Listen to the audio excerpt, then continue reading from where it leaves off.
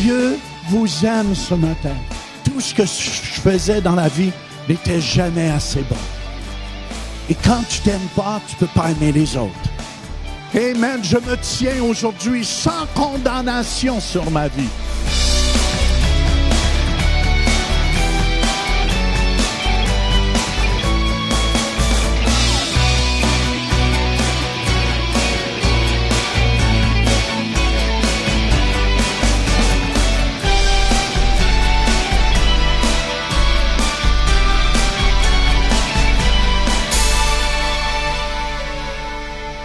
Bienvenue. Quelle joie aujourd'hui de vous accueillir au Centre Réveil. Je suis ici avec mon fils Mathieu et on va parler, Mathieu, aujourd'hui d'une faveur non méritée. Exactement. Qui est la grâce de Dieu. Et notre premier verset, ça se trouve dans Romains au chapitre 5, au verset 17, et ça nous dit, écoutez bien attentivement, « Si par l'offense d'un seul la mort a régné, par lui seul, à plus forte raison, ceux qui reçoivent l'abondance de la grâce et du don de la justice régneront-ils dans la vie par Jésus-Christ lui seul. » Ici, il faut comprendre, la parole de Dieu, si par l'offense d'un seul la mort a régné, Adam a péché et on est né après ça dans le péché. Mais quand Jésus est venu, on veut vous parler de la grâce aujourd'hui. La grâce est une faveur qu'on ne mérite pas, Mathieu. C'est ça, exactement. On était perdus sans Christ et toutes ces choses-là. Et ici, ça nous dit ceux qui reçoivent l'abondance de la grâce et du don de la justice. La grâce, c'est une faveur non méritée. On va en parler tout à l'heure plus au Centre Réveil. Mais c'est important de comprendre que Dieu nous aime, Mathieu. Exactement. Dieu nous aime, puis il m'a aimé malgré qu'on était pécheurs, puis malgré qu'on fait des erreurs, tout ça, il nous aime malgré qui nous sommes. Puis je pense qu'il aime aussi les gens qui nous regardent à la maison, c'est même justement, si vous ne le connaissez pas. Oui. Dieu nous aime, chacun de nous à la maison. Ça, c'est très important pour comprendre que la grâce de Dieu, c'est pas à cause qu'on a aimé Dieu, mais c'est Dieu qui nous a aimés. Ouais. Jean 3,16 nous dit, Dieu a tant aimé le monde. Amen, qui a donné. Ça veut dire on reçoit cet amour de Dieu-là, puis il faut comprendre que Dieu s'identifie à nous, Mathieu. Dieu s'identifie à nos souffrances, à nos difficultés, à nos peines, à nos fatigues et à nos misères. Parce que Jésus lui-même, il était 100% homme quand il est venu sur la terre, et il était 100% Dieu. C'est pour ça qu'il peut communier avec nous, qu'il nous aime. Et il comprend nos difficultés, il comprend notre misère aussi. Puis, il nous offre sa puissance et son autorité et toutes ses ressources. Et une des plus grandes ressources que je connais, Matt, c'est vraiment la grâce de Dieu qui est un cadeau de Dieu. C'est pas quelque chose qu'on mérite à la maison, là, mais c'est un cadeau que Dieu nous a donné, qui est sa grâce, et tout ce qu'on a à faire, c'est de recevoir. Fait que moi, je veux vous encourager à la maison aujourd'hui, recevez cet amour qui est gratuit de Dieu. Et même si vous ne le méritez pas, recevez cet amour. C'est ça, puis exactement. Puis aussi, le Père, ça nous dit dans la parole de Dieu, c'est lui qui nous attire à lui. Ça fait que c'est pas vraiment par nos propres efforts, mais c'est lui vraiment, c'est Dieu qui vient vers l'homme pour le sauver, comme qui est descendu du ciel dans Jean 3,16, puis est venu sauver l'homme. Ça veut dire, Matt, on va aller ensemble au Centre Réveil et on va écouter un enseignement que j'ai préparé, que j'ai fait il y a quelque temps passé sur la grâce de Dieu. On écoute ensemble. C'est pour ça que c'est tellement important de comprendre cela. Écoutez-moi tout le monde. Dieu vous aime ce matin. Dieu vous aime. Ouais, mais Jean, tu me connais pas, je suis pas aimable, mais tu m'as pas connu avant. J'étais moins qu'aimable. Puis Dieu m'a aimé. Mais Dieu nous aime. Au moins, saisissez cette vérité-là. Si vous saisissez cette vérité-là, c'est pas par vos efforts qu'il vous aime aussi. C'est pas parce que tu fais la belle qu'il t'aime plus. Un petit chien va faire la belle, mais là, tu vas lui donner un biscuit. Mais tu n'es pas obligé de faire la belle. Dieu t'aime. Dieu, le Père, quand il te regarde avec les lunettes de Jésus. Puis il dit, ah, c'est ma petite fille Sylvie, ce que je l'aime, ma petite cocotte. Je l'aime donc, ma petite cocotte. Elle a la tête dure, mais je le vois même pas. Écoutez-moi, tellement important de comprendre cela. Amen. Il faut avoir cette assurance qu'il nous aime. Moi, en tout cas, c'était une des choses les plus dures que j'ai dû capter que Dieu m'aimait. Parce que je ne m'aimais pas. Est-ce que vous me suivez? Je ne m'aimais pas. Tout ce que je faisais dans la vie n'était jamais assez bon. Et quand tu t'aimes pas, tu ne peux pas aimer les autres. Et tu as de la difficulté à t'aimer. Puis je ne pensais pas qu'il y avait quelqu'un qui pouvait m'accepter tel que j'étais. Qui pouvait m'aimer tel que j'étais. Ça, c'était tellement dur à moi de comprendre ça. Que Dieu m'aimait, même si je n'étais pas aimable. Vous devez comprendre cela pour comprendre la grâce de Dieu. Deuxièmement, il faut avoir cette assurance. Écoutez-moi, quand tu donnes ta vie à Jésus et tu demandes pardon pour tes péchés, tu es pardonné. Tu es pardonné. Tu es pardonné. Oui, mais Jean, qu'est-ce qui arrive si je pêche encore? Mais la Bible nous dit dans 1 Jean 1,9, si nous confessons nos péchés, il est fidèle et juste pour nous les pardonner et pour nous purifier de toute iniquité. Ça ne veut pas dire que quand tu viens à Jésus, tu n'auras plus de colère encore. Ça ne veut pas dire quand tu viens à Jésus que jamais tu feras de la vitesse sur la route. Je ne suis pas tout transformé ce bord-là encore. Il me semble que j'aimerais ça faire les lois. Il me semble que je mettrais des freeways au Canada. Comme en Allemagne. Ben non, au moins 120 ou 130. J'aime la Suisse, c'est 130. Tu peux aller 150. Non, c'est 130. Écoutez bien, vous devez comprendre cela. Dieu, c'est un Dieu qui aime. Il n'est pas là pour vous. Il n'est pas là auprès de vous pour vous vérifier. Est-ce que mon ministre Jacquelin va faire ça aujourd'hui? S'il fait ça, je vais lui taper sur le doigt. Pow! Dieu, c'est un Dieu d'amour. Il dit, je l'aime tellement, mon petit Jacquelin. Je l'aime tellement, mon petit gars. Il a tellement un beau cœur. Il a tellement un beau cœur. Puis c'est pour ça, écoutez-moi, vous devez comprendre cela. Le péché condamne les gens. Puis c'est pour ça qu'il y en a juste un condamnateur et un accusateur des frères, et c'est le diable. Amen. Je veux vous encourager ce matin. Il y en a, je sais, peut-être qui font leur Pâques aujourd'hui. Mais faites votre Pâques. Vous savez, la Pâques, Jésus l'a fait une fois pour tout. La Pâques, amen, quand tu appliques le sang de Jésus sur ta vie, il n'y a pas rien qui peut te toucher. Il n'y a pas rien qui peut te toucher. Quand tu appliques le sang de Jésus, vous savez, quand le peuple d'Israël a sorti d'Égypte, puis appliquait le sang sur les poteaux de leur maison, l'ange destructeur passait à côté où était le sang. Et c'est la même chose pour les enfants de Dieu. Quand tu appliques le sang de Jésus-Christ, le sang qui a versé sur la croix de Golgotha 2000 ans passés, parle encore aujourd'hui. Et c'est pour ça, amen, je me tiens aujourd'hui sans condamnation sur ma vie.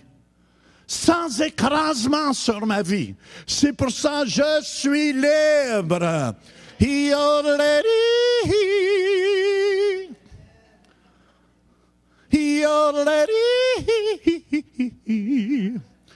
Jean 1, 21, bien-aimés, si notre cœur ne nous condamne pas, nous avons de l'assurance devant Dieu.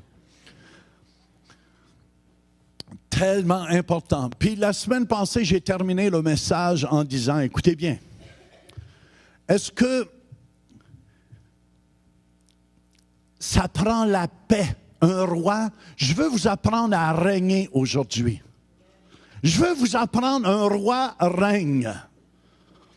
Et je tiens à vous dire, moi je suis un roi à la maison. Et comment je règne? Comment je règne sur l'Église ici? Amen. J'ai la paix dans mon cœur. Si l'Église grandit, c'est pas à cause de moi. Je le reconnais, frères et sœurs. C'est à cause de la grâce de Dieu qui est sur moi. Quand vous reconnaissez, écoutez bien, c'est le chemin du succès pour chacun de vous. Quand vous reconnaissez que la grâce de Dieu est sur votre vie, vous ouvrez les écluses des cieux pour que Dieu puisse bénir vos vies, vos entreprises, et vos enfants et vos petits-enfants.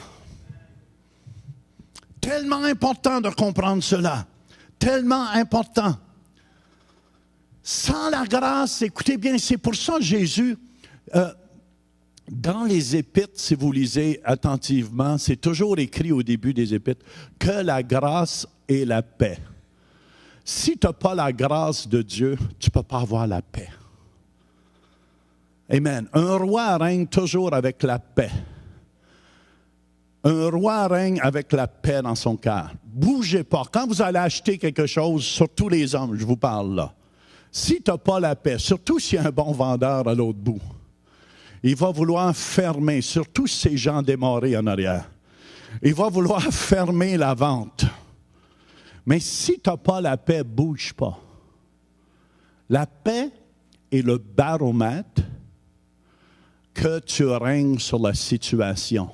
L'énervement et la pression est le contraire.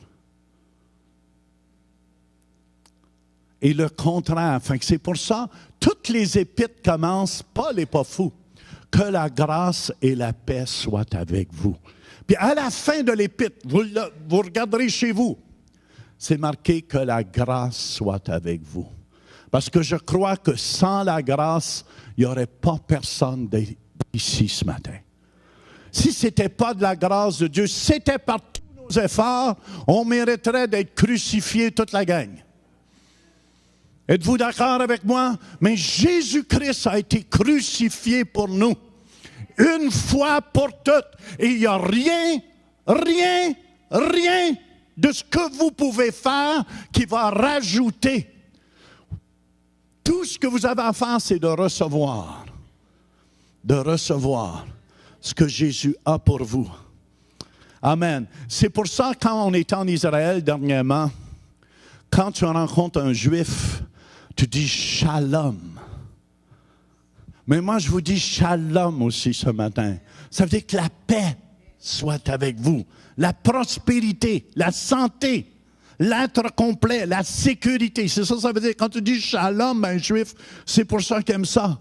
Ça veut dire la paix, la santé, la sécurité, la prospérité. C'est pour ça, ce matin, je vous dis, vous ne pouvez pas régner sans la paix de Dieu. Sans la paix de Dieu. Et cette paix vient seulement par la grâce de Dieu. Voyez-vous comment la grâce, c'est important? OK. Qu'est-ce que je veux vous partager? C'est un verset aussi de résurrection qui se trouve dans Éphésiens 2, versets 6 et 7. Si vous voulez tourner avec moi. Éphésiens chapitre 2, versets 6 et 7. Suivez, parce que vous allez comprendre beaucoup de choses. Regardez ce que Jésus nous dit. On était morts, OK, à cause du péché dans nos vies. On est nés pécheurs, tout simplement. Tu n'as pas besoin d'enseigner un enfant à faire le mal. L'enfant le fait automatiquement. Amen. C'est la nature de péché qui est sur l'homme. Puis Jésus est venu enlever cette nature de péché-là. Il est venu enlever cette nature de péché-là. C'est pour ça, Éphésiens chapitre 2, versets 6 et 7, il nous dit, « Il nous a ressuscités ensemble, il nous a fait asseoir ensemble dans les lieux célestes en Jésus-Christ, afin de montrer dans les siècles à venir l'infinie richesse de sa grâce, par sa bonté envers nous en Jésus-Christ. » Amen. Il nous a ressuscités. J'étais mort aux choses de Dieu. Est-ce que vous me suivez? J'étais J'étais peut-être vivant dans mon corps ici-bas. Mon épouse et moi, on avait tout l'argent au monde pour être heureux. On avait tout dans ce monde pour être heureux, mais j'étais malheureux. J'étais mort. J'avais pas le goût de vivre.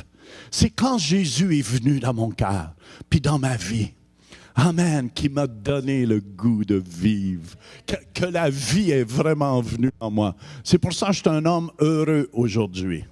Je suis un homme heureux. OK, suivez-moi. Quand quelqu'un règne, c'est pour ça qu'il dit, il nous a ressuscités, il nous a fait asseoir ensemble, où? Dans les lieux célestes. Et on remarquait en Israël, tous ceux qui se construisaient, les rois, construisaient toujours un genre de forteresse au-dessus des montagnes. Sur le dessus des montagnes, parce que c'était protecteur pour eux. C'était protecteur pour eux. Et moi, je crois que quand vous êtes ressuscité avec Christ, vous êtes assis en haut. C'est pour ça que vous avez une vue différente des gens de la terre ici. Amen. Moi, ma vue a changé au complet. Quand je voyais les femmes avant, je perdais les pédales. Mais là, c'est les pédales qui se perdent. Je vois différent. Je peux regarder une femme différente. Parce que je regarde avec les yeux de Christ, assis dans les lieux célestes. C'est comme quand tu vas en avion, tu as une vue différente de l'ensemble qui est tout là. Là, tu peux venir prendre des portraits Dave. Puis des fois, tu as des beaux paysages. Avec quand les nuages se forment des fois, puis tu vois le soleil par-dessus. Là. Des fois, c'est de toute beauté. Mais n'oubliez pas, pour régner, on est en haut. Il faut regarder d'en haut. C'est pour ça que la parole de Dieu nous dit dans Deutéronome 28:1, on a la supériorité sur toutes les nations de la terre.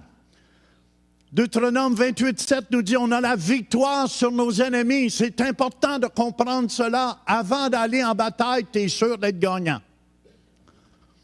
C'est pas que j'aimais ça regarder Rin-Tintin quand j'étais jeune.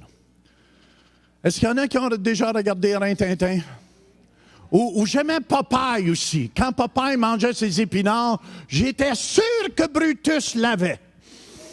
Et Brutus l'avait et puis il s'en allait à la lune. Pourquoi? Parce que Popeye gagnait tout le temps avec ses épinards. Mais écoutez bien, Dieu est avec nous. Ça veut dire on est gagnant. Peu importe la situation qu'on est dedans, on est vainqueur. C'est pour ça que quand je regardais Rin-Tintin, puis c'est Rin-Tintin qui avait l'armée, hein, tous les soldats qui arrivaient. Avec Rin-Tintin, il les voyait. Puis là, il était toujours attaqué. Mais quand l'armée arrivait avec Rin-Tintin, là, je le savais. J'ai jamais écouté l'émission, même si je savais qu'il était pour gagner à la fin. Je la regardais parce que je voulais Rin-Tintin y arrive. Puis là, Rin-Tintin courait. Et l'armée les suivait. Éphésiens 1:3 nous dit, « Béni soit le Dieu de notre Seigneur Jésus-Christ qui nous a bénis de toute bénédiction spirituelle dans les lieux célestes en Christ. » C'est pour ça, Deutéronome 28:13 nous dit qu'on est la tête et non la queue. C'est un de mes frères ici à l'église, il dit, « Moi, j'ai déjà été en arrière de la queue d'un cheval. » Puis le cheval a levé la queue, puis a envoyé un vent dans son visage. Puis il dit, « C'était vraiment pas plaisant. » Là, tu règnes pas quand c'est ça. Amen. Mais quand tu es la tête, tu sens rien de ces choses-là. C'est pour ça que Jésus nous dit qu'on est la tête et non la queue.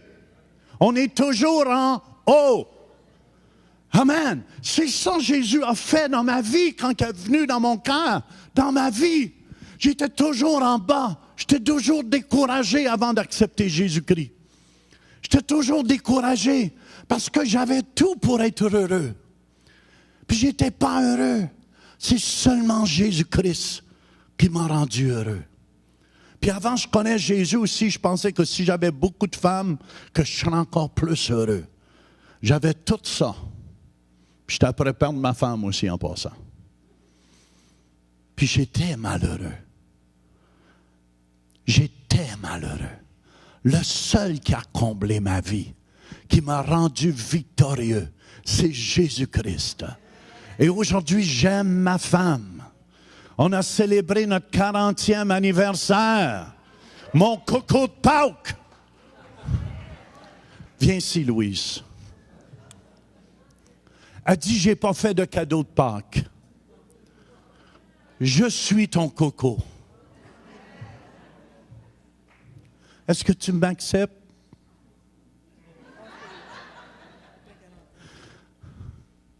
Après 40 ans, j'ai pas le choix. Non, je t'accepte. Tu as besoin parce que...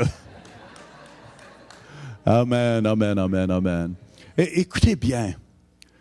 Christ a amené la victoire dans notre vie de couple. Est-ce que vous me suivez? Christ a amené la victoire dans nos finances. Alléluia! Christ a amené la victoire dans la vie de ma femme. Elle était toujours de mauvaise humeur. Moi, j'étais toujours de bonne humeur. Puis là, il est rendu de bonne humeur. As-tu quelque chose à dire? Non? Tu n'as besoin pas. Fait que je veux juste vous encourager. Amen. Dieu veut qu'on règne. C'est pour ça que mon petit gars est béni. Viens ici, mon petit bébé. Viens ici, mon petit gars.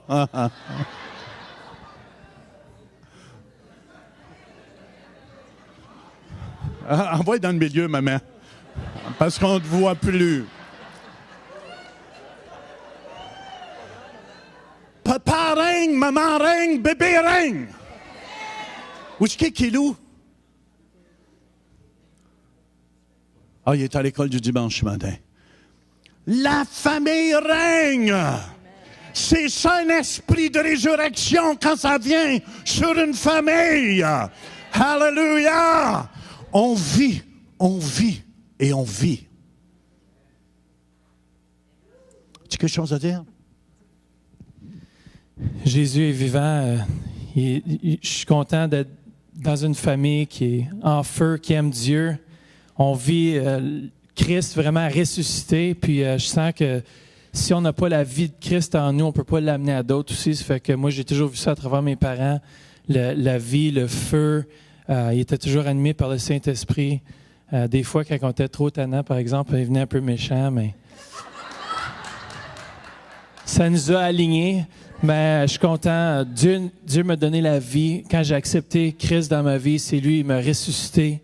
Puis aussi, j'ai une merveilleuse femme, des enfants en santé. Viens, ma petite chérie. C'est ma belle femme, Vanessa. Je l'aime. On fait une famille ressuscitée. On fait une famille en feu. Puis on aime le Seigneur ensemble. Puis on aime servir l'Église. Comme Christ est mort pour son Église, mais nous, on veut aussi donner notre vie pour que Dieu puisse se manifester dans vos vies. Je pense que c'est vraiment ça, la mort et la résurrection. C'est que si on meurt à ce que nous, on désire des fois, mais Christ peut vivre à travers nos vies. Puis je pense que c'est ça qui est important de se souvenir dans ce jour de Pâques, le jour de résurrection, c'est que si on meurt à nous-mêmes, puis qu'on laisse Christ vivre en nous, les gens vont pouvoir voir qu'il est réel. Les gens vont pouvoir réaliser qu'il y a un Dieu qui est vivant. Puis c'est à ce moment-là, lorsqu'on donne toute notre vie complètement à Jésus. Alors s'il y a des gens ici qui n'ont jamais donné leur vie à Jésus, je vous encourage, faites le pas. Il est la lumière, il est la vie, il est la vérité. Puis si on l'accepte dans nos vies, il va éclairer notre sentier, il va nous donner la vie, il va nous donner la santé, il va nous donner tout ce qu'on a besoin. Non, c'est excellent qu'est-ce qu'il dit ici, mais il y a un moment donné, papa et maman, il a fallu qu'ils meurent. Si le grain de blé ne tombe en terre, s'il ne part, il reste seul. Puis à un moment donné, on ne pouvait plus rien faire avec mon fils. Je veux vous encourager, les parents. On ne pouvait plus rien faire avec lui. Et c'est un soir, je me souviens, on était à genoux auprès de notre lit, mon épouse et moi, puis on pleurait. Puis on dit, Seigneur, on l'abandonne entre tes mains. On l'abandonne entre tes mains. Je ne peux plus rien faire. Puis écoutez bien, c'était pas un cadeau. On se levait la nuit à 2-3 heures du matin, puis on le voyait, il était à la porte. Ça cognait à la porte. C'était mes 2 fils qui étaient là, mais il était en arrière du policier. Puis là, il faisait des folies, en tout cas, que je ne parlerai pas. Mais on était à genoux, puis on a dû dire, Seigneur, on les abandonne complètement à toi. On meurt à eux autres, Seigneur, c'est plus mes fils, ce sont tes fils. S'il faut qu'il aille en prison, il ira en prison, mais je me le mets plus sur les épaules. Et ma femme aussi, c'était plus dur pour elle. J'ai dit, on les met plus sur nos épaules, on les abandonne à Jésus-Christ. Et c'est ça que Jésus a fait. J'ai encouragé les femmes qui vivent cela présentement, ceux qui ont des enfants qui sont rebelles ou partis de la maison, qui vivent dans le péché. Remettez-les entre les mains de Dieu. Je sais que c'est facile pour moi de le dire parce que nos enfants maintenant sont grands et sont mariés, mais si vous avez des adolescents qui vivent ces mêmes choses, remettez-les entre les mains de Dieu. Puis faites pas comme on a fait quand nos enfants étaient jeunes. On disait, ceux qui avaient des adolescents, on disait, moi, ce ne sera pas comme ça. Attention. C'est pas obligé d'être comme ça, mais si c'est comme ça, remettez-les entre les mains de Dieu. Puis je vous encourage à le faire. Puis c'est ça de ressusciter, c'est de remettre tout entre les mains de Dieu, puis c'est lui qui prend soin de tout. Mais c'est ça la grâce de Dieu. T'en peux plus. Tu peux plus le faire par toi-même. Tu dis, Seigneur, viens m'aider. La grâce, c'est ça. La grâce, c'est comme un cadeau. C'est gratuit. C'est gratuit. Dieu te le donne. Et tu dis, merci Seigneur. Est-ce que tu le mérites? Non, ce n'est pas parce que tu le mérites. Une grâce, c'est un cadeau de Dieu. Amen, que tu ne mérites pas, puis que tu n'as rien à faire pour le mériter. La religion veut que tu le mérites, mais la chrétienté, tu ne le mérites pas. Tu fais juste l'accepter. Ce n'est pas par tes efforts à toi. Tu l'acceptes, puis c'est les résultats qu'on a. Est-ce que vous avez aimé ça, ce message? C'est par la grâce de Dieu. Puis aujourd'hui, si vous avez besoin de grâce, je veux prier avec vous. Puis c'est pas par vos mérites, c'est pas une religion, c'est une relation. Je vais prier avec vous présentement. Seigneur Jésus, je te prie, Père, de toucher tous nos téléspectateurs qui nous regardent présentement. Va les remplir de ton feu, de ton Saint-Esprit. Père, je te remercie dans le nom précieux de Jésus. Amen. Amen. Visitez le site web centrereveil.com pour participer à nos services en direct. Pour un don mensuel de 20 $ ou plus, devenez partenaire de l'émission Réveil et recevez le DVD du mois. Vous pouvez faire vos dons en ligne avec Visa et Mastercard ou un chèque par la poste. Et nous apprécions votre soutien. Il nous dit qu'il ne nous laissera jamais, jamais, jamais, jamais, jamais. Si tout le monde t'abandonne, lui ne t'abandonnera pas. La faveur de Dieu était sur Joseph. Il est devenu chef de tous les prisonniers. Vous êtes destinés à être bénis.